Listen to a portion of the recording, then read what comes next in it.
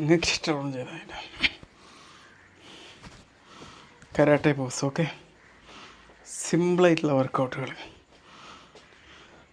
അപ്പോൾ ഞാൻ പറഞ്ഞല്ലോ, ഓരോരുത്തർക്കും നോമ്പ് സമയം വർക്കൗട്ട് ചെയ്ത സമയം കഴിയുമ്പോൾ എന്തെങ്കിലും ക്ലാസ്സുകളൊക്കെ കേട്ടിട്ട് ചെയ്യാം. ഈ റൂമിൽ ചെയ്യാനുള്ളൊരു ഡിസ്കംഫർട്ട് ഹോസ്പിറ്റൽ ഡ്യൂട്ടിൻ്റെ ഇടയിലാണ് നമ്മൾ ചെയ്യുന്നത് കേട്ടോ. അതുകൊണ്ട് അതിൻ്റെ ഒരു ബുദ്ധിമുട്ടുണ്ട്.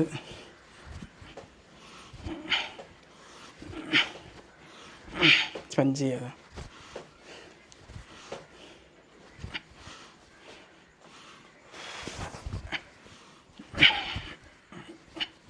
പുഷ്,